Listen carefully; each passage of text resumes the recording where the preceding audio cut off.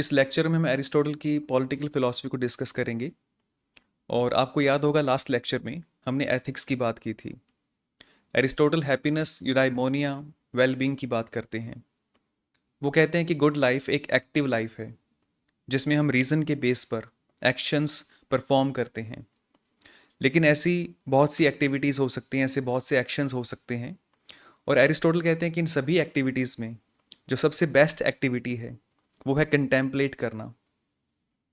Contemplation का meaning है कुछ सीखना, लर्निंग, अंडरस्टैंडिंग, कुछ डिस्कवर करना, कुछ स्टडी करना। और ये हाईएस्ट फॉर्म ऑफ हैप्पीनेस है। और अधिकतर लोग इस फॉर्म को समझ नहीं पाते और ना ही परफॉर्म कर पाते हैं, क्योंकि इसके लिए आपको एक हायर इंटेलेक्ट की नीड होती है और जो हर किसी के पास नहीं होता। और इस एक्टिविटी की बात करते करते एरिस्टोटल गॉड्स तक पहुंच जाते हैं। लेकिन तभी उन्हें ध्यान आता है कि ह्यूमन सिर्फ एक माइंड एंड नर्वस नहीं है, एक फिजिकल बॉडी भी होता है। और फिर वो कहते हैं कि एक गुड लाइफ के लिए सिर्फ इंटेलेक्ट या वर्च्यू होना ही काफ़ी नहीं है, कुछ और भी चीज़ें हैं जो हमें चाहिए, जैसे friends, family, money, house, social life. ये सब चीज़ें गुड लाइफ का पार्ट नहीं है, लेकिन अगर ये सब चीज़ें हों किसी पर्सन के पास तो एक गुड लाइफ जीना आसान हो जाता है। और जब इस पॉइंट को हम कंसीडर करते हैं तो एक इंडिविजुअल पर्सन से आगे एक कम्युनिटी पर चले जाते हैं, एक ऐसी कम्युनिटी जहाँ पर वो इंडिविजुअल पर्सन रहता है। तो ऐसे हम एथिक्स के फील्ड से पॉलिटिक्स के फील्ड में चले जाते हैं। और एरिस्टोटल कहते हैं कि अगर एक गुड लाइफ, एक वर्चुअस लाइफ सिर्फ एक कम्युनिटी में पॉसिबल है तो हमें ये सोचना होगा कि वो कम्युनिटी कैसी होगी, उस कम्युनिटी में रूल्स एंड रेगुलेशंस क्या होंगे, वहाँ की जो गवर्नमेंट है, सरकार है, वो कैसे काम करेगी, और एक गुड लाइफ जीने के लिए किस तरह की कम्युनिटी हमें चाहिए, कैसी कम्युनिटी की नीड है। तो एरिस्टोटल यहाँ पर प्लेटो से एग्री करते हैं कि एक स्मॉल कम्युनिटी ही एक अच्छी कम्युनिटी हो सकती है, जैसे एक सिटी स्टेट। एंशियंट ग्रीस में सिटी स्टेट को पॉलिस कहा जाता था और पॉलिस एक सेल्फ गवर्निंग सिटी हुआ करती थी। इस सिटी स्टेट या पॉलिस की अपनी एक गवर्नमेंट, अपनी एक आर्मी, अपने रूल्स एंड रेगुलेशंस हुआ करते थे और सिटी के अपने गॉड्स भी थे और रिलीजियस प्रैक्टिसेस भी हुआ करती थी। और इन सभी सिटीज़ में से सभी पॉलिस में से जो एथेंस और स्पार्टा है वो सबसे फेमस सिटीज़ में से थी। आपको याद होगा निकोमैकियन एथिक्स में एरिस्टोटल सबसे पहले पर्पस की बात करते हैं। और ये जो बुक है पॉलिटिक्स, इसमें भी ऐसा ही है। यहाँ भी वो पर्पस, फॉर्म, गोल या एंड की बात करते हैं। वो कहते हैं कि हर एक पर्सन जो भी काम करता है वो किसी न किसी गुड को अचीव करने के लिए करता है। और जब बहुत सारे पर्सन्स मिलकर एक कम्युनिटी बनाते हैं तो उस कम्युनिटी का एम एक हायर गुड अचीव करना होता है। और ऐसी जब बहुत सारी कम्युनिटीज़ मिलकर एक स्टेट बनाती हैं तो स्टेट का जो एम है वो हाईएस्ट गुड होता है। और स्टेट एक नेचुरल एंटिटी होती है। एक हस्बैंड और वाइफ मिलकर एक फैमिली बनाते हैं, फैमिली से विलेज बनता है और कई विलेजेस मिलकर एक सिटी स्टेट बनाते हैं। तो एक सेंस में वो कहना चाहते हैं कि एक स्टेट एक नेचुरल क्रिएशन होती है। और साथ ही वो कहते हैं कि ह्यूमन एक पॉलिटिकल एनिमल है, क्योंकि जिस गुड लाइफ की बात वो एथिक्स में करते हैं वो गुड लाइफ सिर्फ एक कम्युनिटी में रहकर या फिर एक स्टेट में रहकर एक पर्सन अचीव कर सकता है। और एरिस्टोटल ये भी एक्सप्लेन करने की कोशिश करते हैं कि ह्यूमन बाकी एनिमल से कैसे अलग है। बाकी एनिमल्स भी एक फैमिली बनाकर रह सकते हैं, ग्रुप बनाकर रह सकते हैं और रहते भी हैं, लेकिन उनको हम पॉलिटिकल एनिमल नहीं कह सकते। ह्यूमन के पास एक यूनिक पावर होती है, बोलने की पावर, लैंग्वेज या स्पीच की पावर। एनिमल्स के पास ये पावर नहीं होती। वो बस आवाज़ कर सकते हैं और उस आवाज़ का यूज़ करके वो अपने प्लेजर और पेन को एक्सप्रेस कर सकते हैं, लेकिन वो इससे आगे नहीं जा सकते। लेकिन हमारे अंदर ह्यूमंस के पास जो स्पीच की एबिलिटी है वो ह्यूमंस को इसलिए दी गई है कि वो राइट और रॉन्ग में फ़र्क कर सके, गुड और बैड में फ़र्क कर सके, जस्ट और अनजस्ट में अंतर कर सके। और यही राइट रॉन्ग, गुड बैड और जस्ट अनजस्ट का जो अंतर करने की जो एबिलिटी है उससे एक स्टेट की क्रिएशन होती है। तो ये स्टेट है क्या और कौन सी स्टेट सबसे बेस्ट है? आपको याद होगा जब प्लेटो स्टेट की बात करते हैं तो वो एक आइडियल स्टेट की बात करते हैं। वो एक ऐसी स्टेट की बात करते हैं जो सबसे बेस्ट है लेकिन प्रैक्टिकल नहीं है, जिसको अचीव नहीं किया जा सकता। लेकिन एरिस्टोटल एक ऐसी स्टेट की बात करते हैं जो बेस्ट हो लेकिन साथ में प्रैक्टिकल भी हो, जो रियल लाइफ में अचीव की जा सके। इसलिए वो अलग अलग स्टेट्स को ऑब्जर्व करते हैं। वो देखते हैं कि कौन सी कंडीशन में किस तरह की स्टेट या गवर्नमेंट जो है वो किस तरह से काम करती है। और ऐसा करने के लिए वो ऑलमोस्ट 158 स्टेट्स को ऑब्जर्व करते हैं। 158 स्टेट्स को ऑब्जर्व करके वो सभी स्टेट्स को 6 कैटेगरीज में डिवाइड करते हैं, यानी 6 तरह की स्टेट्स हो सकती हैं। और उसके बाद हर तरह की स्टेट को वो एनालाइज करते हैं। एरिस्टोटल कहते हैं कि किसी भी स्टेट को रूल करने वाले या शासन करने वाले जो पर्सन हैं वो या तो एक पर्सन होगा, या फिर कुछ पर्सन होंगे, या फिर बहुत सारे पर्सन होंगे। अगर एक पर्सन होगा तो उसको हम कहते हैं वन रूलर, एक शासक। और कुछ हैं तो उसे हम कहते हैं फ्यू। और अगर बहुत सारे हैं तो उसे कहते हैं मैनी। तो इन 3 वर्ड्स का यूज़ करके वो ये कैटेगरीज बनाते हैं, वन, फ्यू और मैनी। अब ये जो रूल करने वाले जो शासक हैं, रूलर्स हैं, वो 2 तरह से काम कर सकते हैं। या तो वो अपने पर्सनल बेनिफिट के लिए काम करेंगे, या फिर सबकी भलाई के लिए, स्टेट की भलाई के लिए काम करेंगे। अगर वो सबकी भलाई के लिए काम करते हैं तो ऐसी स्टेट को नॉर्मल या ट्रू स्टेट कहते हैं। और अगर वो सिर्फ अपने बेनिफिट के लिए काम करते हैं तो ऐसी स्टेट को परवर्टेड या करप्ट स्टेट कहते हैं। अब देखिए रूलर्स कितने हैं और वो कैसे काम करते हैं। अगर इन दोनों पॉइंट्स को एक साथ अगर हम कंसीडर करते हैं तो 6 तरह की स्टेट्स हो सकती हैं। मोनार्की, एरिस्टोक्रेसी, पॉलिटी, टिरैनी और ओलिगार्की, डेमोक्रेसी। और Aristotle one by one in सभी स्टेट्स को एनालाइज करते हैं। तो सबसे पहले देखते हैं वो मोनार्की पर क्या कहते हैं। मोनार्की में एक राजा होता है, एक सिंगल इंडिविजुअल पर्सन होता है जो पूरी स्टेट को रूल करता है। और ये पोजीशन उसे वंशानुगत मिली होती है, यानी हेरिडिटरी होती है। या सिंपल वर्ड्स में अपने पिता से, अपने फादर से ये पोजीशन मिली होती है। और ऐसा एक पर्सन जब राज करता है और सबकी भलाई के लिए काम करता है तो उसको एरिस्टोटल मोनार्क कहते हैं। लेकिन अगर वो सिर्फ अपने पर्सनल बेनिफिट के लिए काम करता है तो एरिस्टोटल उसे टिरैनी कहते हैं, टिरैनी, जिस पर हम बाद में बात करेंगे। ग्रीक हिस्ट्री के बेस पर एरिस्टोटल कहते हैं कि 5 डिफरेंट टाइप्स की मोनार्कीज हो सकती हैं। लेकिन 5 में से जो सबसे बेस्ट मोनार्की है उसका नाम है एब्सोल्यूट किंगशिप। एब्सोल्यूट किंगशिप में एक मोनार्क अपनी स्टेट को ऐसे कंट्रोल करता है जैसे एक पर्सन अपनी फैमिली को कंट्रोल करता है।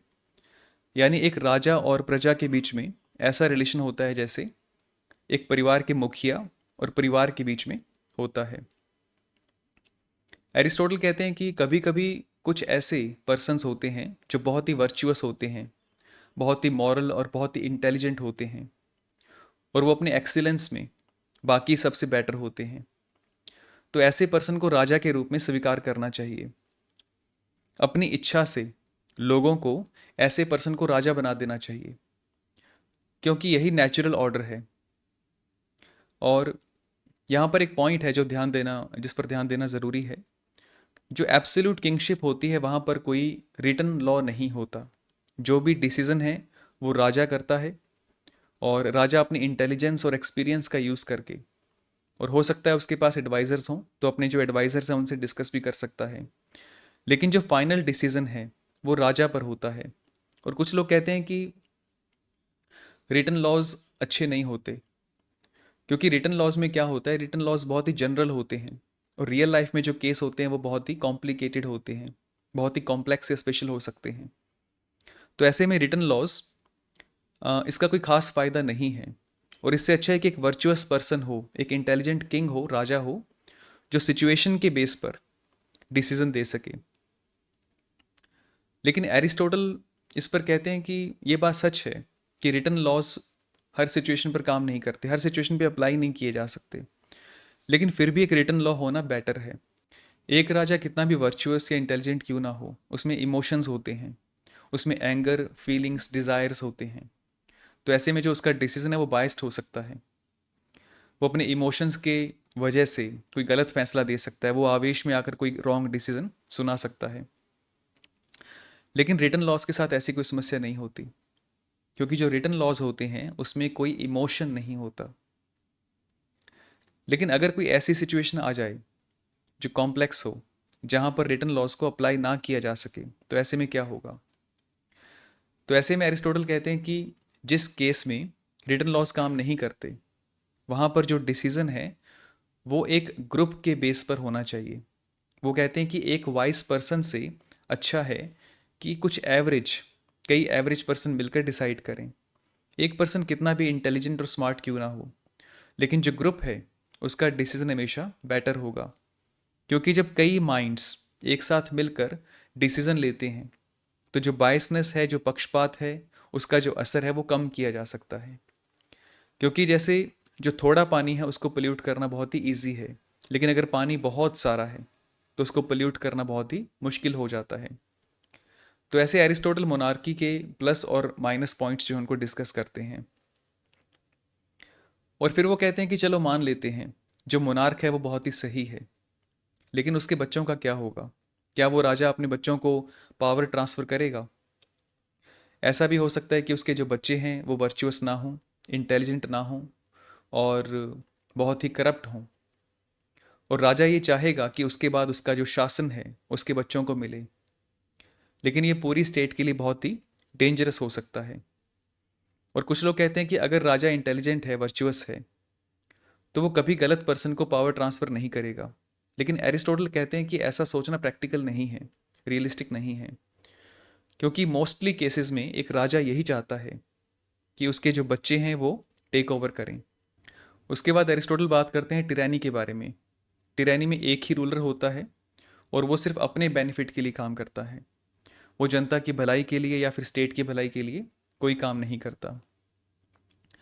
और एरिस्टोटल कहते हैं कि टिरैनी का मीनिंग है एक ऐसा पर्सन, एक ऐसे पर्सन का शासन जो किसी के लिए रिस्पॉन्सिबल नहीं है, ऐसा पर्सन जो हर किसी को सिर्फ अपने बेनिफिट के लिए यूज़ करता है, और कोई भी पर्सन ऐसे रूलर को एक्सेप्ट नहीं करेगा।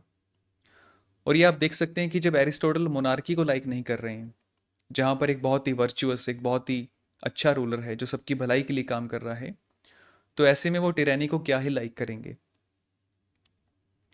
और उसके बाद नेक्स्ट टाइप की गवर्नमेंट है एरिस्टोक्रेसी।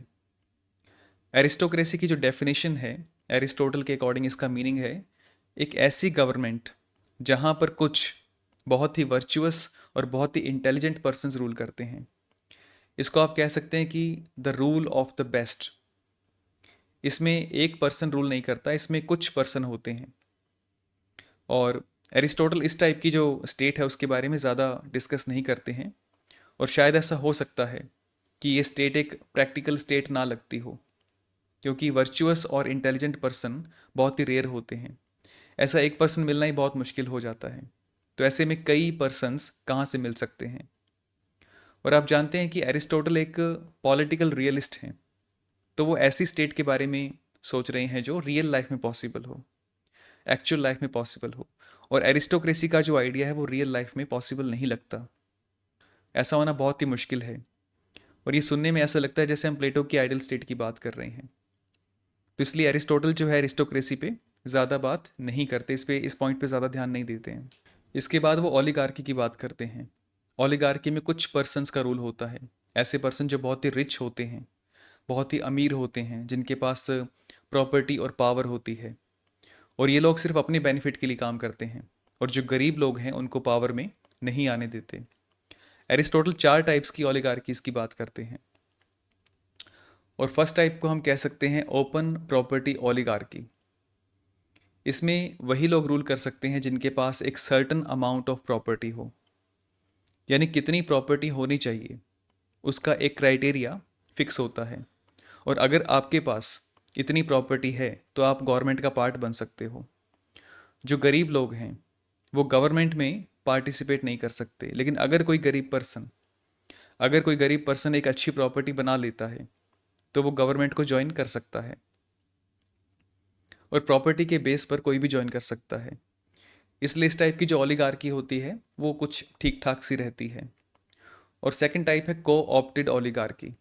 पहली बात तो इसमें प्रॉपर्टी की जो रिक्वायरमेंट है वो बहुत ही ज़्यादा होती है। यानी किसी को गवर्नमेंट का पार्ट बनना है तो उसके पास बहुत ही ज़्यादा प्रॉपर्टी होनी चाहिए, बहुत ज़्यादा वेल्थ होनी चाहिए। लेकिन इसमें जो मेन पॉइंट है वो ये है कोऑप्टेशन का। कोऑप्टेशन यानी जो अमीर लोग हैं, जो पहले से गवर्नमेंट का पार्ट है, गवर्नमेंट के अंदर हैं, वो लोग ये डिसाइड करते हैं कि कौन ज्वाइन करेगा कौन नहीं करेगा। जैसे मान लीजिए आप प्रॉपर्टी की रिक्वायरमेंट पूरी कर लेते हैं और उसके बाद आप अप्लाई करते हैं गवर्नमेंट को ज्वाइन करने के लिए। लेकिन जो लोग पहले से गवर्नमेंट के अंदर हैं वो लोग ये डिसाइड करेंगे कि आपकी जो एप्लीकेशन है उसको एक्सेप्ट किया जाएगा या नहीं किया जाएगा। और उसके बाद थर्ड है हेरिडिटरी ओलिगार्की। इसमें जो रूलिंग क्लास है वो बहुत ही स्मॉल होती है, बहुत ही रिच होती है, और इसमें सबसे मेन पॉइंट होता है फैमिली का। कुछ खास परिवारों के लोग ही गवर्नमेंट में अलाउ किए जा सकते हैं, और ये स्पेशली वो परिवार होते हैं, वो फैमिलीज होती हैं जो पहले से गवर्नमेंट में हैं। यानी आपके पास कितनी भी वेल्थ या प्रॉपर्टी क्यों ना हो, अगर आप उस फैमिली से बिलोंग नहीं करते तो आप सरकार का हिस्सा नहीं बन सकते। इसको हम क्लोज्ड ओलिगार्की भी कह सकते हैं, क्योंकि इसमें न्यू पर्सन की जो एंट्री है उसके रास्ते बंद होते हैं, वो क्लोज्ड होते हैं। कोई न्यू पर्सन एंटर नहीं कर सकता। ये ओपन सिस्टम नहीं है। जिस पर्सन के फादर गवर्नमेंट में है वही पर्सन गवर्नमेंट में आ सकता है।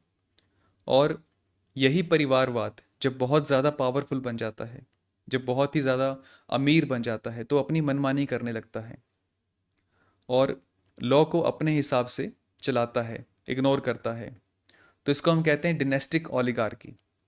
डिनेस्टिक ओलिगार्की फोर्थ टाइप है, और एरिस्टोटल ने इसको सबसे बुरा माना है, क्योंकि यहाँ पर लॉ के लिए कोई जगह नहीं है। जो रूलिंग फैमिलीज़ हैं वो एक डिक्टेटर की तरह काम करती हैं। और फिर एरिस्टोटल बात करते हैं डेमोक्रेसी के बारे में। एरिस्टोटल की नज़र में डेमोक्रेसी एक ऐसी स्टेट है जहाँ मेजॉरिटी का रूल होता है। जो भी फ्री मेल्स हैं, जो गरीब हैं, जो मेजॉरिटी है, वो स्टेट को रूल करते हैं, और वो सब अपने पर्सनल इंटरेस्ट के लिए काम करते हैं। यानी वो स्टेट के बेनिफिट के बारे में नहीं सोचते, वो सिर्फ अपने बेनिफिट के बारे में सोचते हैं। और ये डेमोक्रेसी भी कई तरह की हो सकती है। एक डेमोक्रेसी ऐसी हो सकती है जहाँ पर सभी को इक्वल राइट्स हों। कोई अमीर या गरीब हो सकता है, लेकिन सबके अधिकार सेम होते हैं और सभी गवर्नमेंट में पार्टिसिपेट कर सकते हैं। लेकिन जो गरीब लोग होते हैं वो मेजॉरिटी में होते हैं, इसलिए उनकी आवाज़ जो है ज़्यादा पावरफुल होती है। ऐसी डेमोक्रेसी लॉ से चलती है और कोई इंडिविजुअल पर्सन कुछ भी डिसाइड नहीं कर सकता। और एक सेकंड टाइप की डेमोक्रेसी है जो प्रॉपर्टी पर बेस्ड होती है, जहां गवर्नमेंट का पार्ट बनने के लिए, गवर्नमेंट में पार्टिसिपेट करने के लिए थोड़ी अमाउंट में प्रॉपर्टी होनी ज़रूरी होती है। और एक और टाइप है जिसमें कुछ क्वालिफिकेशन सेट की जाती है, ये भी लॉ के अकॉर्डिंग चलती है। फिर लास्ट में एरिस्टोटल एक लॉलेस डेमोक्रेसी की बात करते हैं, जहाँ पर हर कोई पार्टिसिपेट करता है, लेकिन लोग अपने आप को लॉ से ऊपर समझते हैं, जहाँ पर कुछ डेमीगॉग्स भीड़ को कंट्रोल करते हैं, इन्फ्लुएंस करते हैं। डेमीगॉग्स ऐसे पॉलिटिकल लीडर्स होते हैं जो रेटोरिक में एक्सपर्ट होते हैं। रेटोरिक यानी बोलने की कला में परफेक्ट होते हैं, और रेटोरिक का यूज़ करके पावर गेन करते हैं, पॉपुलैरिटी गेन करते हैं, लोगों के इमोशंस का यूज़ करते हैं, और उन्हें डर दिखाकर या फिर उन्हें लालच देकर उनका फ़ायदा उठाते हैं। आजकल आप जो भी टीवी पर लीडर्स देखते हैं वो मोस्टली डेमीगॉग्स हैं। वो अपनी बातों से पब्लिक को इन्फ्लुएंस करते हैं, उन्हें प्रभावित करते हैं, और वही कहते हैं जो लोग सुनना चाहते हैं, और ऐसा करके वो पॉलिटिकल पावर गेन करते हैं।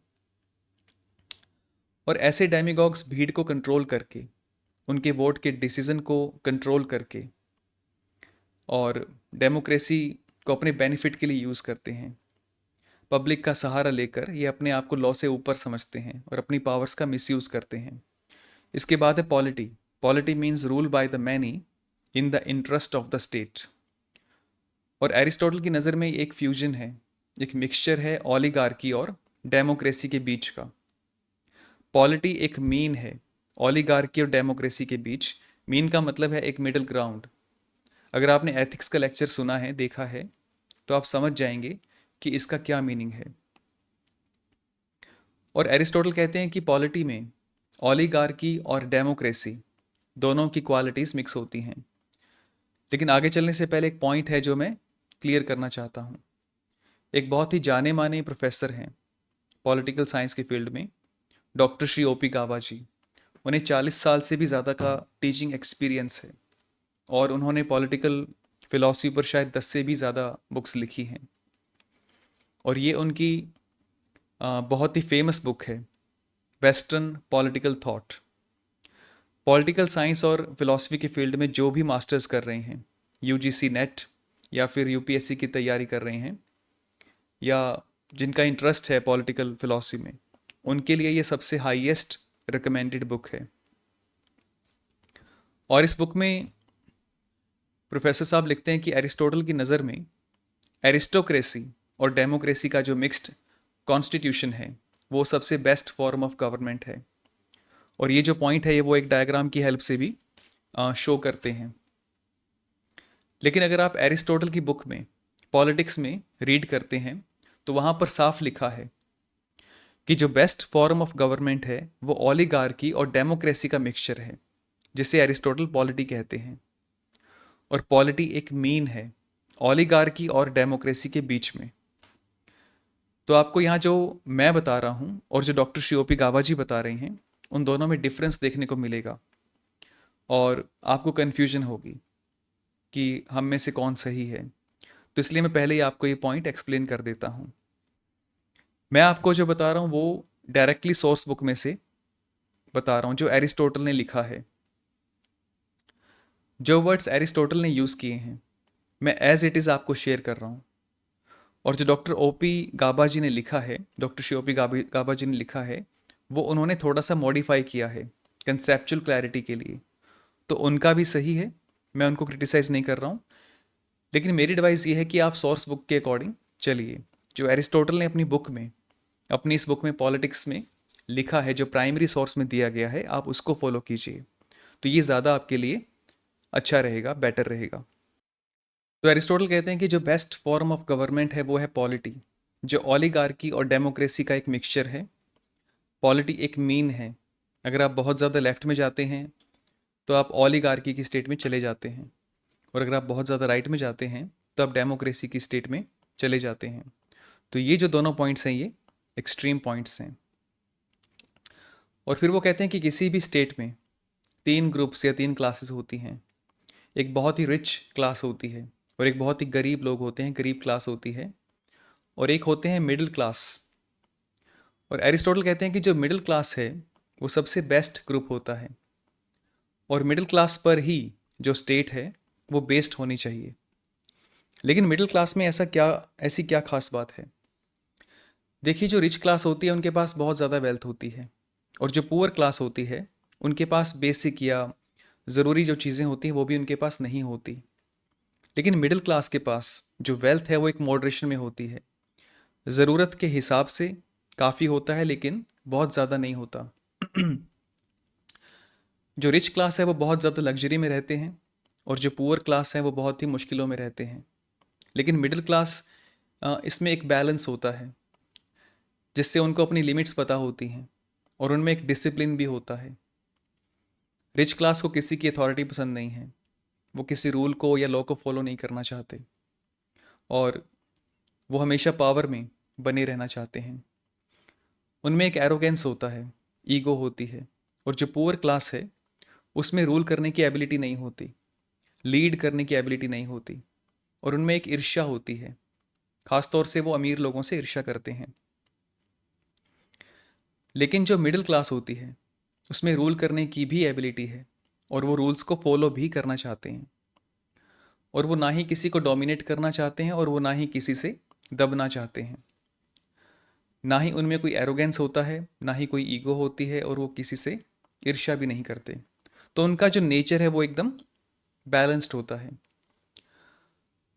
और जब रिच क्लास रूल करती है तो वो लोअर क्लास को ओप्रेस करती है, और पुअर क्लास जब रूल करती है तो उनको रूल नहीं करना आता। लेकिन मिडिल क्लास एक स्टेबल रूल बना सकती है, और एरोगेंस और एनवी ना होने की वजह से वो एक फ्रेंडली, एक हारमोनियस स्टेट बना सकती है। और ये सब एरिस्टोटल के वर्ड्स हैं, ये मैं नहीं कह रहा हूँ, ये जो भी वर्ड्स हैं ये सब इस बुक में लिखे हैं। और भी ऐसे कई सारे पॉइंट्स हैं जो मेंशन किए गए हैं, और अगर आप उनकी बुक रीड करते हैं तो आप देख सकते हैं। लेकिन उनका मेजर पॉइंट ये है कि रिच और पुअर दोनों क्लासेस एक स्टेबल स्टेट नहीं बना सकती। इसलिए जो एक स्टेबल स्टेट होगी, जो एक स्टेबल स्टेट है, वो मिडिल क्लास पर बेस्ड होनी चाहिए, क्योंकि वो बैलेंस्ड है। रिच और पुअर दोनों क्लासेस में जो प्रॉब्लम्स हैं वो मिडिल क्लास में नहीं हैं। वो लॉज को फॉलो करते हैं, वो रीज़न को फॉलो करते हैं, वो पीसफुल हैं और कम करप्ट होते हैं। इसलिए एक ऐसी कम्युनिटी जहाँ मिडिल क्लास बहुत बड़ी हो और बहुत ही स्ट्रांग हो, वही कम्युनिटी या स्टेट जो होती है वो स्टेबल हो सकती है, जस्ट हो सकती है। इसलिए ओलिगार्की और डेमोक्रेसी के बीच में इसको माना गया है। लेकिन इसको ओलिगार्की और डेमोक्रेसी के बीच का मीन क्यों कहते हैं, इसका क्या रीज़न है, इस पॉइंट को हम समझने की कोशिश करते हैं। देखिए, ओलिगार्की में कुछ बहुत ही रिच लोग होते हैं जो सिर्फ अपने ही बेनिफिट के लिए काम करते हैं, ये लॉज को फॉलो नहीं करते, और जो गरीब लोग हैं उनको ऑप्रेस करते हैं।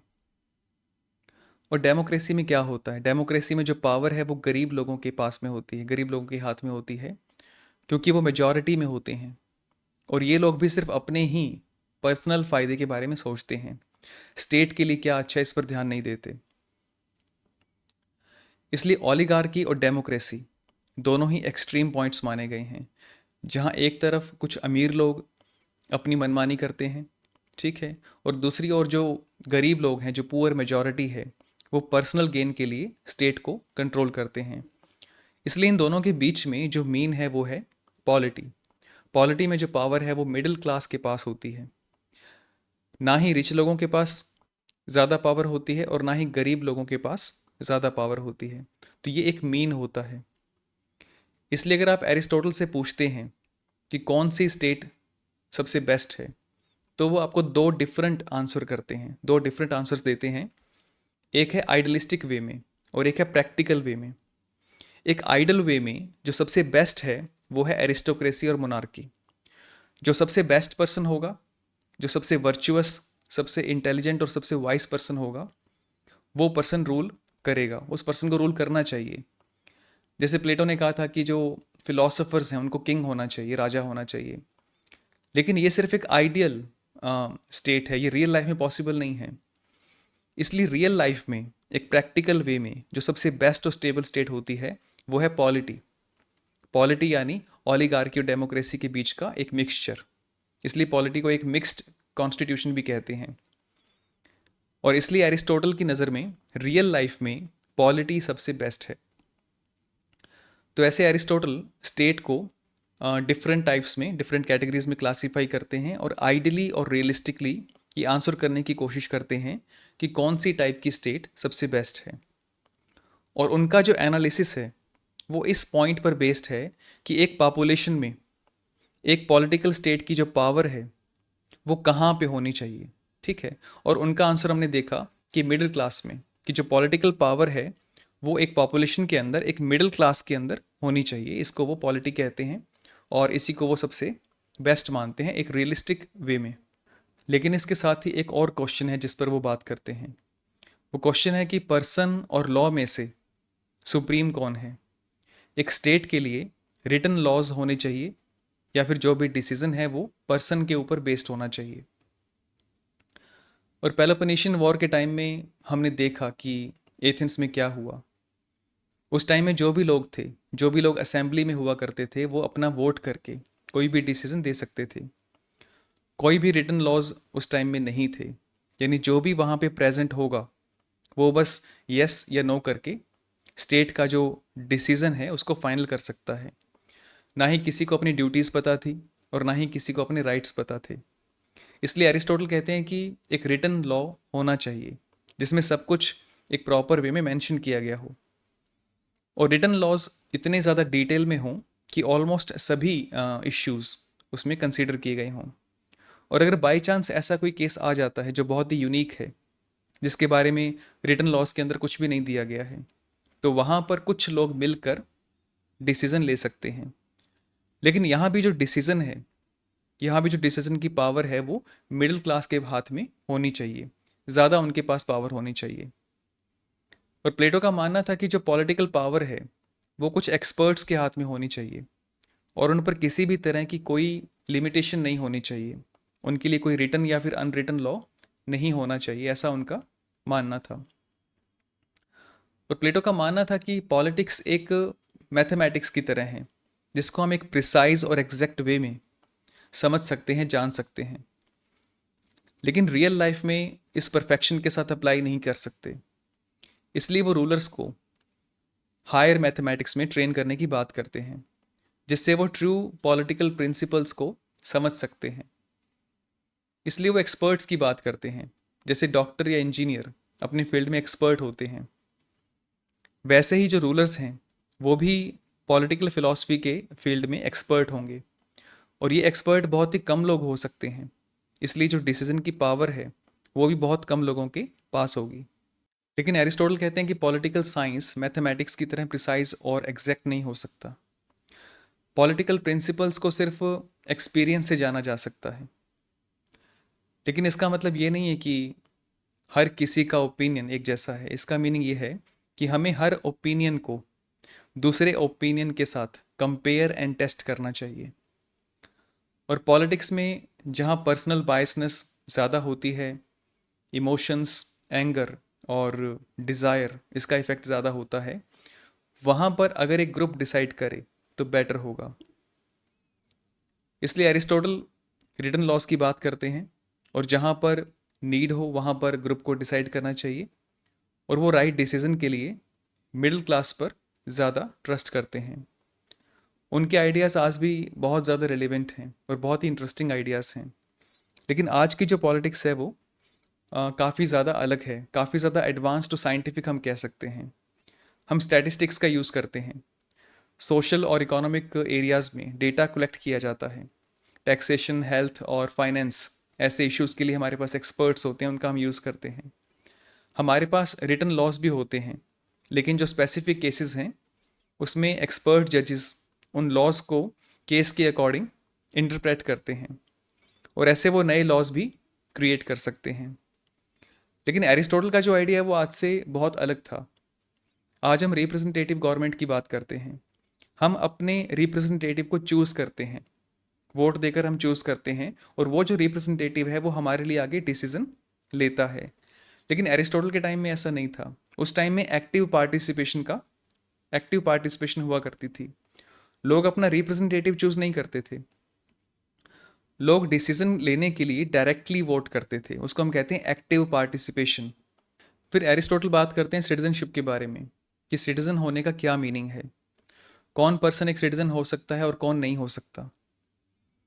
आज अगर हम स्टेट की बात करें तो हम बहुत ही नैरो और प्रैक्टिकल वे में सोचते हैं।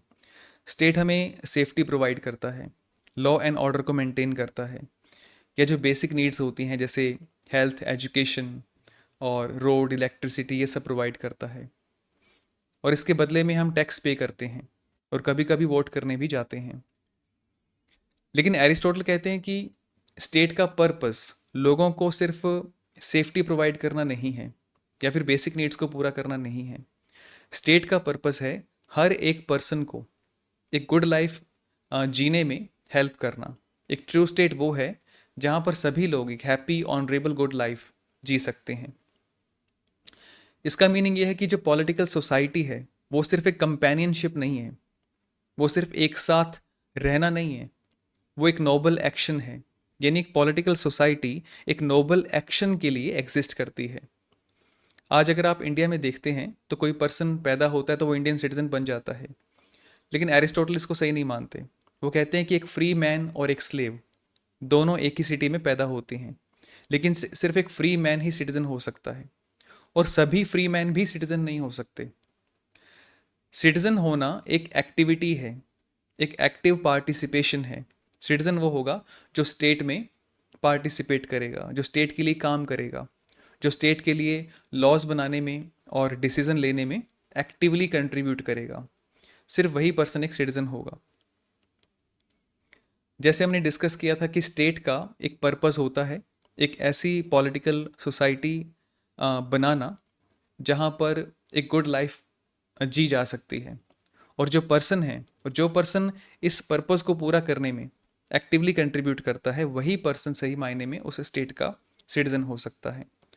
और यहाँ पर ध्यान रहे कि एक्टिव पार्टिसिपेशन, डायरेक्ट पार्टिसिपेशन की बात हो रही है। ऐसा नहीं है कि आप किसी नेता को वोट करते हो और वो आगे काम करता रहे, ठीक है, और आप उसके बाद कुछ ना करो, ऐसा नहीं है। इसका मीनिंग है पॉलिटिकल डिस्कशंस में पार्टिसिपेट करना। क्या राइट है, क्या रॉन्ग है, क्या जस्ट है और क्या अनजस्ट है, ये डिसाइड करने में हेल्प करना। स्टेट के जो ऑफिस हैं, जो ज्यूरीज हैं, जो लॉज को इम्प्लीमेंट करने का काम करते हैं, उसका एक पार्ट बनना, और जो भी रिस्पॉन्सिबिलिटी है उसको पूरा करना। क्योंकि सिटीजन होना आपका सिर्फ एक अधिकार नहीं है, इस अधिकार के साथ कुछ ड्यूटीज़ भी आती हैं, और उन ड्यूटीज़ को पूरा करना बहुत ही ज़्यादा ज़रूरी है। ऐसा करने से ही स्टेट अपने पर्पस को अचीव कर सकता है। अगर हम ऐसा नहीं करते, अगर सिटीजन ऐसा नहीं करते, तो स्टेट उस पर्पस को अचीव नहीं कर सकता। इसके बाद एरिस्टोटल स्लेव्स की बात करते हैं। स्लेव्स यानी गुलाम। एरिस्टोटल मॉरल वैल्यूज़ की बात करते हैं, जस्टिस और वर्च्यू की बात करते हैं। लेकिन जब बात स्लेवरी की आती है तो वो कहते हैं कि स्लेवरी सोसाइटी का एक नेचुरल पार्ट है। वो कहते हैं कि सब लोग एक जैसे नहीं होते। कुछ लोग मास्टर बनने के लिए पैदा होते हैं और कुछ लोग स्लेव बनने के लिए पैदा होते हैं। और उनके जो व्यूज़ हैं ये उनके मेटाफिजिकल सिस्टम पर बेस्ड हैं। आपको याद होगा कि वो फॉर्म और मैटर की बात करते हैं, यानी हर एक चीज़ एक सब्सटेंस है जो पोटेंशियल से एक्चुअल की ओर जा रही है। और ऐसे वो शो करते हैं कि यूनिवर्स में एक नेचुरल हायरार्की है। कुछ चीज़ें सुपीरियर होती हैं और कुछ इन्फीरियर होती हैं, और जो इन्फीरियर है उसको सुपीरियर के अंडर काम करना चाहिए, उसको सर्व करना चाहिए। और ये हायरार्की आप हर जगह पर देख सकते हैं। जैसे सोल और बॉडी, सोल और बॉडी में से सोल सुपीरियर है, रीज़न और इमोशंस में रीज़न सुपीरियर है, मेल और फीमेल में मेल सुपीरियर है, और ठीक इसी तरह से मास्टर और स्लेव में जो मास्टर है वो सुपीरियर है। साथ ही वो कहते हैं कि स्लेव एक इंस्ट्रूमेंट की तरह होता है। जैसे एक शिप को चलाने के लिए एक पायलट को बहुत सारी चीज़ों की नीड होती है, उसको नॉन लिविंग चीज़ें भी चाहिए।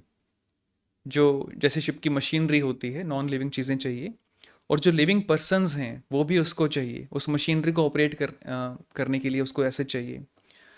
तो ऐसे एक जो मास्टर होता है उसको अपना घर मैनेज करने के लिए एक स्लेव की नीड होती है। और वो कहते हैं कि स्लेव पूरी तरह से रैशनल नहीं होते। वो किसी भी कमांड को समझ तो सकते हैं लेकिन वो सोच नहीं सकते। जो रीजनिंग की पावर है उनमें वो अपने आप से नहीं होती। इसलिए जैसे मास्टर को स्लेव की नीड होती है, वैसे ही स्लेव को भी एक मास्टर की नीड होती है। अब जैसे अगर आप एक स्लेव को फ्री छोड़ देते हैं, पूरी तरह से फ्रीडम और लग्जरी उसको देते हैं, टाइम देते हैं, तो भी वो एक गुड और वर्चुअस लाइफ नहीं जी सकता, क्योंकि उसमें रीज़न करने की एबिलिटी नहीं है। एरिस्टोटल ये मानते हैं कि एजुकेशन और हैबिट से एक पर्सन को चेंज किया जा सकता है। वो ये भी मानते हैं कि एक पर्सन का जो माइंडसेट है उसके इन्वायरमेंट पे डिपेंड करता है कि वो कैसी कंडीशंस में रहता है। लेकिन फिर भी वो स्लेवरी को नेचुरल मानते हैं।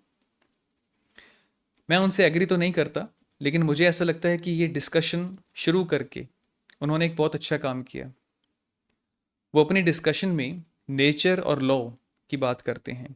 वो क्वेश्चन करते हैं कि ये जो स्लेवरी है वो नेचुरल है या फिर जो लॉज हमने बना रखे हैं उसकी वजह से है, यानी ये नेचुरल है या फिर लॉज की वजह से है। और वो इस क्वेश्चन का आंसर सही नहीं दे पाए, लेकिन उन्होंने डिस्कशन के लिए एक डोर ओपन कर दिया। ये डिस्कशन आगे चलती रही जिससे काफ़ी मॉरल प्रोग्रेस हुई। और कई बार हम सही आंसर नहीं दे पाते, एक क्वेश्चन रेज कर देते हैं जिससे आगे के लिए रास्ता खुल जाता है। लेकिन इससे हमें ये भी समझ में आता है कि हम कितने भी इंटेलिजेंट और वाइज क्यों ना हो जाएं, हमारे आसपास का जो एनवायरनमेंट होता है, जो ट्रेडिशन है या जो सोसाइटी है, वो हमारे विचारों पर उसका कितना स्ट्रॉन्ग इम्पैक्ट रहता है, असर रहता है। बहुत ही डीप कंडीशनिंग है जिसको अवॉइड करना बहुत ही मुश्किल है, ऑलमोस्ट इम्पॉसिबल है। और ये बहुत ही ज़रूरी पॉइंट है डिस्कस करने के लिए। लेकिन अभी हम आगे चलते हैं। आप देख सकते हैं कि एरिस्टोटल पॉलिटिकल इश्यूज़ को एक रियलिस्टिक और प्रैक्टिकल वे में आंसर करने की कोशिश कर रहे हैं। और इसलिए वो अपनी बुक में रेवोल्यूशंस की बात भी करते हैं। रेवोल्यूशन मीन्स क्रांति। जब आम लोग वायलेंस का यूज़ करके गवर्नमेंट को चेंज करने की कोशिश करते हैं। तो रेवोल्यूशन के रीजंस क्या हो सकते हैं, एरिस्टोटल इस पर भी विचार करते हैं। एरिस्टोटल कहते हैं कि रेवोल्यूशन को समझने के लिए हमें 3 पॉइंट्स को समझना होगा। वो कौन सी फीलिंग्स हैं या वो कौन सी स्टेट ऑफ माइंड है जिससे रेवोल्यूशन पैदा होता है। रेवोल्यूशन के पीछे मोटिव क्या होता है, वो लोग क्या अटेन करना चाहते हैं, और वो कौन से इवेंट्स हैं जिसकी वजह से गवर्नमेंट या जो सिस्टम है वो नष्ट हो जाता है, वो डिस्ट्रॉय हो जाता है। अगर हम फीलिंग्स की बात करें तो एरिस्टोटल कहते हैं कि 2 मेजर फीलिंग्स होती हैं या स्टेट ऑफ माइंड होती हैं जिसकी वजह से रेवोल्यूशन शुरू होता है। फर्स्ट है डिज़ायर ऑफ इक्वालिटी। जब लोग ये सोचते हैं कि अगर सभी लोग इक्वल हैं तो कुछ लोगों के पास इतनी ज़्यादा वेल्थ और पावर क्यों है। अगर सभी लोग इक्वल हैं तो कुछ लोग बहुत ज़्यादा रिच और कुछ लोग बहुत ज़्यादा पुअर क्यों हैं। वो चाहते हैं कि इक्वालिटी होनी चाहिए। अगर सब इक्वल हैं तो सबके पास सेम अमाउंट में होना चाहिए। और सेकंड रीज़न है डिज़ायर ऑफ इन इक्वालिटी। जब कुछ लोग ये सोचते हैं कि वो बाकी सबसे सुपीरियर हैं, वो बाकी सबसे बेटर हैं, लेकिन फिर भी उनके पास बाकी लोगों से ज़्यादा क्यों नहीं है। जब एक पर्सन को ऐसा लगता है कि मैं बाकी लोगों से ऊपर हूँ, सुपीरियर हूँ, तो उसे लगता है कि मेरे पास तो ज़्यादा वेल्थ होनी चाहिए, ज़्यादा पावर होनी चाहिए, मैं सबसे बेटर हूँ तो मुझे ज़्यादा मिलना चाहिए, मेरे पास ज़्यादा राइट्स होने चाहिए। और इस वजह से वो इन इक्वालिटी की डिमांड करते हैं।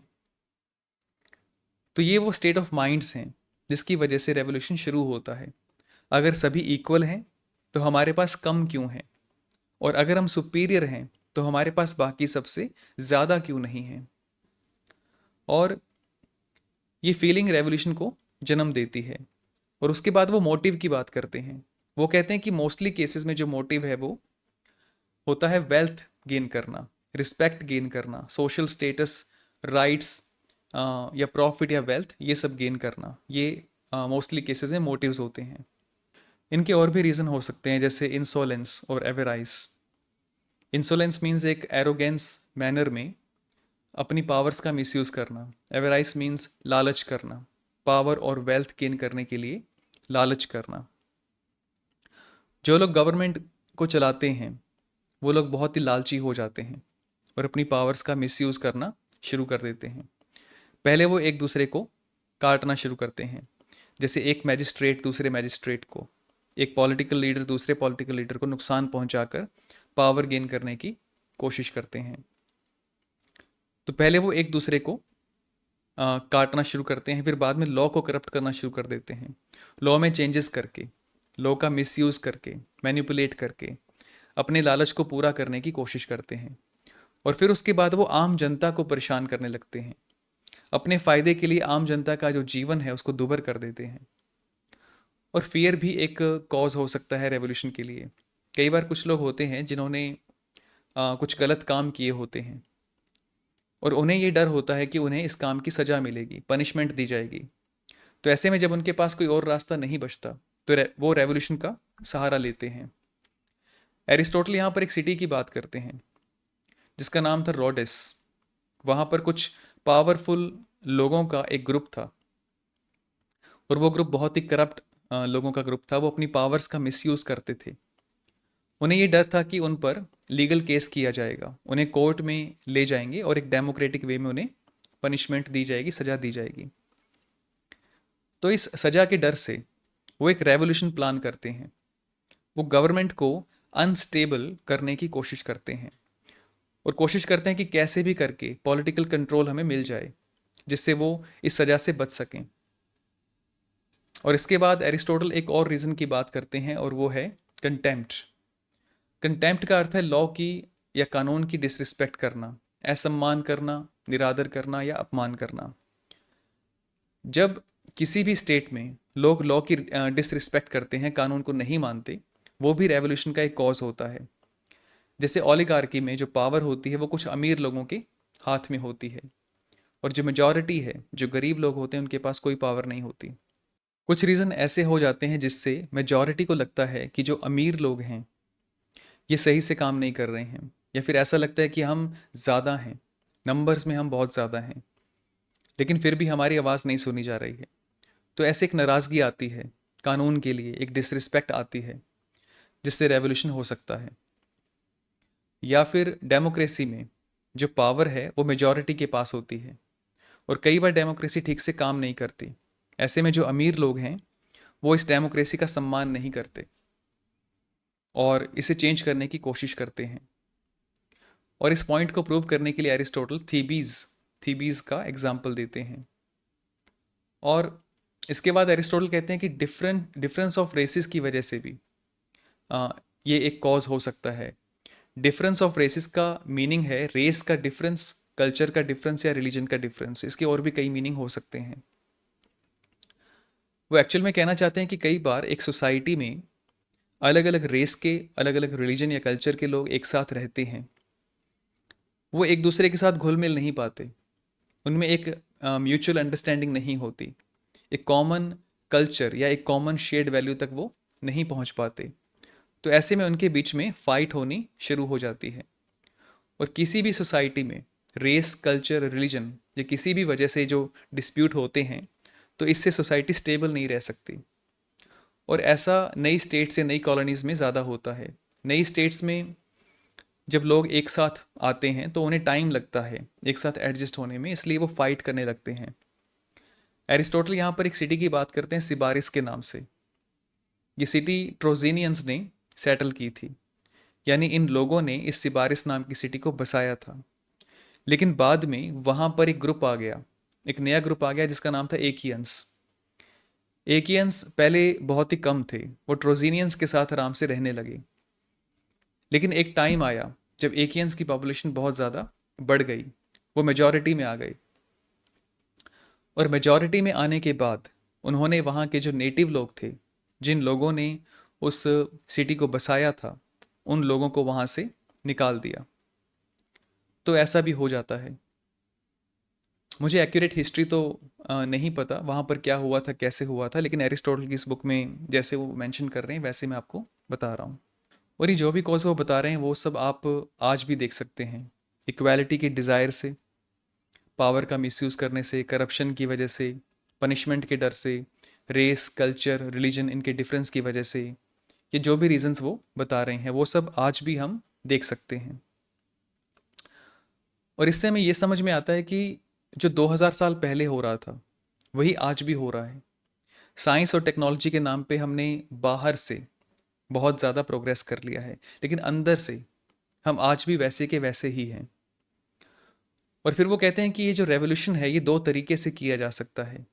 एक तो फोर्स का यूज़ करके और एक फ्रॉड का यूज़ करके किया जा सकता है। फोर्स का मीनिंग है पावर का यूज़ करके, वायलेंस और पावर का यूज़ करके रेवोल्यूशन किया जा सकता है। और कई बार रेवोल्यूशन के बाद लोगों को दबाए रखने के लिए भी फोर्स का, वायलेंस का यूज़ किया जाता है। और फ्रॉड का मीनिंग है लोगों को बेवकूफ़ बनाकर, लोगों को ब्रेन वॉश किया जाता है कि ये जो गवर्नमेंट है ये चेंज होनी चाहिए, गवर्नमेंट का चेंज होना अच्छा है क्योंकि ये गवर्नमेंट अच्छा काम नहीं कर रही है। ऐसे नैरेटिव बनाकर, झूठ बोलकर आम लोगों को धोखा दिया जाता है, ब्रेन वॉश किया जाता है और रेवोल्यूशन किया जाता है। और जब एक बार गवर्नमेंट चेंज हो जाती है तो फिर लोगों को फिर से ब्रेन वॉश किया जाता है कि अब जो नई गवर्नमेंट है ये अच्छी गवर्नमेंट है। नई गवर्नमेंट को एक्सेप्ट करने के लिए लोगों को ट्रिक किया जाता है। तो ये सब करते हैं। और ये सब आज के टाइम में इतना ज़्यादा सही लग रहा है कि आपको ऐसा लग रहा होगा कि ये बातें मैं अपनी तरफ से बना रहा हूँ, लेकिन ऐसा नहीं है। मैं जो भी कह रहा हूँ वो आपको एक एक वर्ड एरिस्टोटल की इस बुक में आपको मिल जाएगा, क्योंकि जो भी सोर्स बुक्स हैं मैं उनसे बाहर कभी भी कुछ भी नहीं बोलता हूँ। और यही एक रीज़न है कि मैं अपने इस चैनल पर कभी अपने नाम का यूज़ नहीं करता हूँ, क्योंकि ये मेरे विचार नहीं हैं। मैंने बस इन बुक्स को रीड किया है और वही रीड करने के बाद आपको मैं बता रहा हूँ। तो मैं बस एक पोस्टमैन हूँ। इन फिलोसोफर्स के जो विचार हैं उनका मैसेज जो है वो आप तक पहुँचा रहा हूँ। और ये आप अच्छे से जानते हैं कि कभी भी किसी भी लेटर पर पोस्टमैन का नाम नहीं लिखा होता। तो चलिए आगे चलते हैं। एरिस्टोटल ये भी डिस्कस करते हैं कि कौन सी टाइप की स्टेट में कैसा रेवोल्यूशन हो सकता है और उसको कैसे अवॉइड किया जा सकता है, कैसे रोका जा सकता है, ये भी आप ध्यान से सुनिए। जैसे डेमोक्रेसी में रेवोल्यूशन का मेन रीज़न होता है डेमीगॉग्स। डेमीगॉग्स ऐसे पॉलिटिकल लीडर्स होते हैं जो रेटोरिक का यूज़ करके, अपनी बातों का यूज़ करके आम जनता को मैनिपुलेट करते हैं, उनके इमोशंस का यूज़ करते हैं, नैरेटिव बनाने की कोशिश करते हैं। और ये स्पेशली जो सबसे रिच लोग हैं या जो सबसे पावरफुल लोग हैं देश के अंदर, उन पर अटैक करते हैं और इस तरह से पॉपुलैरिटी गेन करने की कोशिश करते हैं, पावर में आने की कोशिश करते हैं। और ये लोग गवर्नमेंट को डिस्टेबलाइज करने की कोशिश करते हैं। और ओलिगार्की में भी कई रीज़न होते हैं, जैसे जो रूलिंग क्लास जो होती है वो बहुत ही रिच और पावरफुल क्लास होती है। वो पब्लिक के साथ मिसबिहेव करती है, उनको ओप्रेस करती है, तो पब्लिक में से कोई ना कोई उनके अगेंस्ट खड़ा हो जाता है। और कई बार ये जो ओलिगार्क्स हैं ये एक दूसरे से ही फाइट करने लगते हैं, एक दूसरे के अगेंस्ट ग्रुप्स बना लेते हैं और पावर गेन करने के लिए फाइट करने लगते हैं। और कई बार ऐसा भी होता है कि जो रूलिंग क्लास के बाहर कोई पर्सन होता है जो बहुत ही रिच होता है, लेकिन उसको रूलिंग क्लास का पार्ट नहीं बनाया जाता, तो ऐसे में वो पर्सन रेवोल्यूशन कर देता है। और एरिस्टोटल कहते हैं कि रेवोल्यूशन को रोकने का सबसे अच्छा तरीका है ये ध्यान रखना कि हर कोई लॉ को फॉलो करे, कोई भी जो पर्सन है वो लॉ को फॉलो करे और स्पेशली छोटे लॉज को फॉलो करे। क्योंकि जब छोटे लॉज को इग्नोर करना शुरू कर दिया जाता है, जब लोग लॉ को ब्रेक करने लगते हैं, तो धीरे धीरे लॉ के लिए उनकी जो रिस्पेक्ट है वो ख़त्म हो जाती है। और जब लोग लॉ की डिसरिस्पेक्ट करते हैं, कानून की परवाह नहीं करते, तो पूरा सिस्टम कोलैप्स हो जाता है। और रेवोल्यूशंस को प्रिवेंट करना इजी है, लेकिन एक बार जब रेवोल्यूशन शुरू हो जाए तो उसको रोकना बहुत ही मुश्किल हो जाता है। इसलिए छोटे छोटे चेंजेस पर ध्यान देना बहुत ही ज़रूरी है और सभी लोगों के साथ फेयर रहना भी बहुत ज़रूरी है। जो पावर में नहीं है उन्हें ओप्रेस नहीं करना चाहिए, सबके साथ एक जैसा बिहेव करना चाहिए और लॉ सबके लिए सेम होना चाहिए, किसी के साथ किसी तरह का कोई भेदभाव नहीं होना चाहिए। और यहाँ पर एरिस्टोटल कहते हैं कि स्टेट को मैनेज करने के लिए फियर का भी यूज़ कर सकते हैं। जो भी डेंजर्स हैं, जो भी थ्रेट्स हैं या जो भी खतरा हो सकता है, वो पब्लिक को याद करवाते रहना चाहिए। इससे वो अटेंटिव रहेंगे, अलर्ट रहेंगे। और अगर वो अलर्ट रहेंगे, अटेंटिव रहेंगे, तो एक साथ रहेंगे। वो ना ही आपस में फाइट करेंगे और ना ही गवर्नमेंट के साथ फाइट करने की कोशिश करेंगे। और एक अच्छा रूलर वो है जो इस फियर नाम के टूल को वाइजली यूज़ कर सके। कभी कभी फियर को इन्वेंट भी किया जा सकता है, हो सकता है कि कोई डेंजर ना हो या फिर कोई डेंजर है लेकिन बहुत ज़्यादा फ्यूचर में है, बहुत बाद में। लेकिन वाइज रूलर वो है जो उस डेंजर को, उस फियर को इन्वेंट कर सकता है, जिससे लोग अलर्ट हो जाते हैं, जिससे लोग केयरलेस नहीं होते। जैसे आपने देखा होगा कि जो नाइट वॉचमैन होते हैं, जो रात को चौकीदारी करते हैं, वो रात को आवाज़ लगाते रहते हैं कि जागते रहो, जागते रहो। तो वहाँ एक्चुअल में कोई डेंजर नहीं होता है, लेकिन फिर भी वो सबको अलर्ट करते रहते हैं। और कोई भी पर्सन अगर बहुत ज़्यादा पावरफुल हो जाए, बहुत ही स्ट्रांग हो जाए, जैसे उसकी पॉपुलैरिटी बहुत ज़्यादा बढ़ जाती है या उसके पास प्रॉपर्टी बहुत ज़्यादा आ जाती है या उसके पास लोगों का सपोर्ट बहुत ज़्यादा हो जाता है, तो ऐसे पर्सन को स्टेट से निकाल देना चाहिए, क्योंकि ऐसा पर्सन स्टेट के लिए डेंजर हो सकता है। और यहाँ पर एरिस्टोटल सर्विलेंस की बात भी करते हैं। सर्विलेंस यानी नज़र रखना, मॉनिटरिंग करना कि लोग क्या कर रहे हैं, कैसे जी रहे हैं, क्या सोच रहे हैं। और ऐसे लोगों पर नज़र रखनी ज़रूरी है। अगर ऐसा लगे कि कोई पर्सन स्टेट या लॉ के लिए प्रॉब्लम क्रिएट कर सकता है, तो उसको पहले ही कर लेना चाहिए, उस ऐसे पर्सन को पहले ही हैंडल कर लेना चाहिए। और लास्ट में एरिस्टोटल कहते हैं कि सबसे बड़ा रीज़न है करप्शन।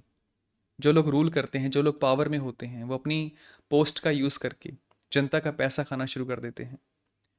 जो पब्लिक का पैसा है, जो पब्लिक के वेलफेयर के लिए यूज़ किया जाना चाहिए था, वो पैसा वो अपनी जेब में भरना शुरू कर देते हैं।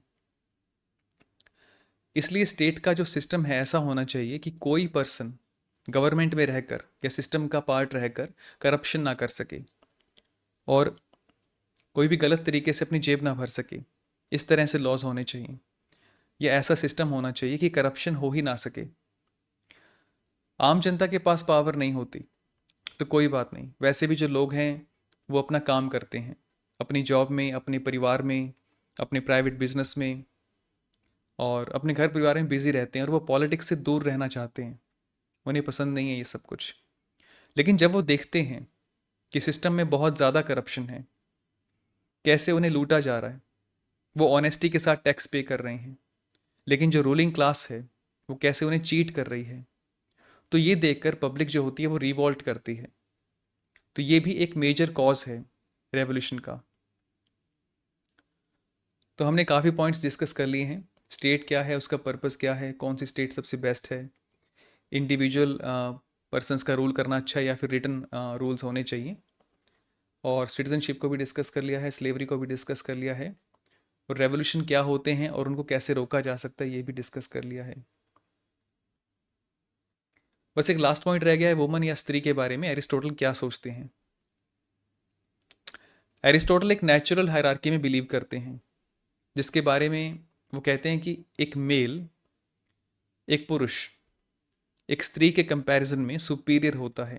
एक पुरुष में ज़्यादा स्ट्रेंथ होती है, रीजनिंग की एबिलिटी भी ज़्यादा होती है, और जो लीड करने की एबिलिटी है वो भी ज़्यादा होती है। वो कहते हैं कि जो स्लेव्स होते हैं उनमें रीजनिंग की एबिलिटी नहीं होती, स्त्री में रीजनिंग की एबिलिटी होती है, लेकिन उनमें लीडिंग क्वालिटीज़ नहीं होती, वो ज़्यादा असर्टिव नहीं होती है। और जो बच्चे होते हैं उनमें रीज़न होता है, लेकिन वो अभी डेवलप नहीं होता। बच्चों में जो रीजनिंग की जो एबिलिटी है वो आगे चलकर धीरे धीरे टाइम के साथ डेवलप होती है। और स्त्री का काम है घर की देखरेख करना, बच्चों को संभालना, उनका एक सपोर्टिव रोल होता है, लेकिन जो फाइनल डिसीजन रहता है वो पुरुष का रहता है। उनमें लीडिंग क्वालिटीज़ नहीं हैं, इसलिए पॉलिटिक्स में उनका कोई रोल नहीं है। एरिस्टोटल वुमेन एजुकेशन की बात करते हैं।